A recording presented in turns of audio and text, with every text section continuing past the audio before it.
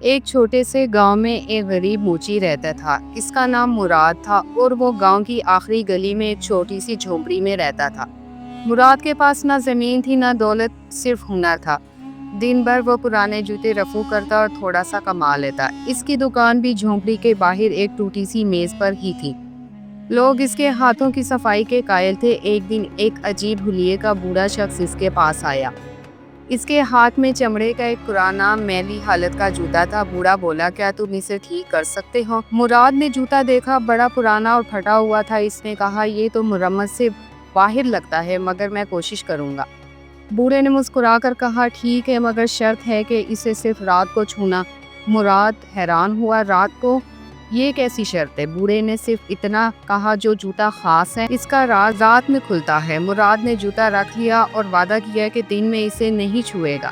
شام ڈلی، مراد نے دکان سمیٹی اور جھونپڑی میں آیا۔ وہ جوتا لے کر چراغ جلا کر بیٹھ گیا۔ جیسے ہی اس نے جوتے کو چھوا، جوتا چمکنے لگا۔ مراد گھبرا گیا اور پیچھے ہٹا، مگر جوتا اب ہوا میں تیرنے لگا۔ اچانک جوتے سے آواز آئی، کیا تم اپنی تقدیر بدلنا چاہتے ہو؟ مراد حیران ہوا مگر دلیر ہو کر بولا، ہاں، مگر سچائی کے ساتھ۔ جوتے نے کہا، تو پھر ہر رات مجھے پہنو اور خاموشی سے باہر نکلو۔ مراد نے ہچکچاتے ہوئے جوتا پہنا اور دروازہ کھولا۔ جیسے ہی اس نے پہنا، وہ فضا میں اڑنے لگا۔ مراد کی چیخ نکل گئی، مگر جلد ہی اسے مزہ آنے لگا۔ جوتا اسے شہر کے باہر ایک سنسان پہاڑی پر لے گیا۔ وہاں ایک پرانا دروازہ زمین میں دھنسا ہوا تھا۔ جوتے نے کہا، یہ خزانے کا دروازہ ہے، مگر ہر رات ایک قدم اندر اور دن سے پہلے واپس۔ مراد نے دروازہ کھولا، اندر سنہری روشنی تھی۔ پہلا قدم اندر رکھا تو ایک چمکدار فرش نظر آیا۔ وہاں قیمتی پتھر، زیورات اور نوادرات بکھرے ہوئے تھے۔ مگر جوتے نے کہا، صرف ایک چیز لے جا سکتے ہو، زیادہ نہیں۔ مراد نے سوچ سمجھ کر ایک سونے کی چھڑی اٹھائی۔ جیسے ہی باہر نکلا، جوتا اسے واپس جھونپڑی میں لے آیا۔ صبح ہوئی، مراد کو لگا جیسے خواب تھا، مگر وہ سونے کی چھڑی اس کے ہاتھ میں تھی۔ اب مراد ہر رات ایک نئی چیز لے آتا۔ ایک دن سونے کی تلوار، دوسرے دن زمرد کا ہار۔ وہ خاموشی سے دولت جمع کرتا رہا۔ گاؤں والوں کو حیرت ہونے لگی، مراد امیر کیسے ہو گیا؟ مراد نے نہ محل بنایا نہ غرور کیا، بس چھپ کر خیرات کرنے لگا۔ یتیموں، بیواؤں اور غریبوں کی مدد کرتا رہا۔ ایک رات جوتے نے کہا، اب وہ وقت ہے کہ تم اگلا دروازہ کھولو۔ مراد بولا، کیا مطلب؟ جوتے نے کہا، یہ خزانہ دولت کا تھا، اگلا علم کا ہے۔ مراد کو دلچسپی ہوئی، علم کا خزانہ؟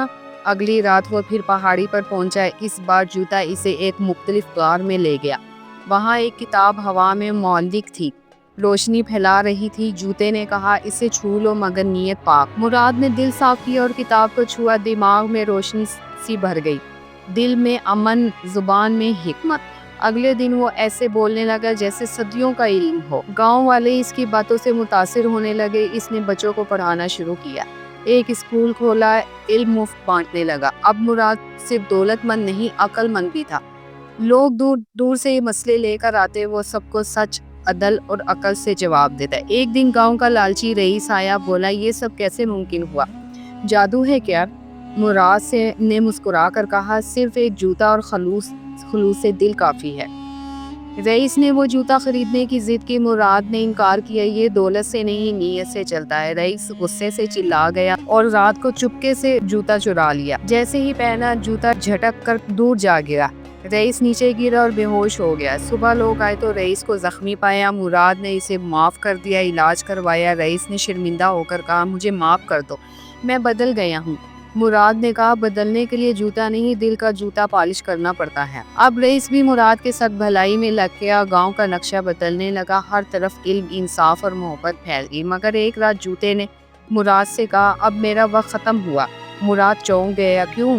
جوتے نے جواب دیا، تم اب خود جوتا بن گئے ہو جو دوسروں کو سفر سکھاتا ہے۔ وہ آہستہ آہستہ روشنی میں بدل کر غائب ہو گیا۔ مراد نے اسے آنکھوں میں نمی کے ساتھ رخصت کیا۔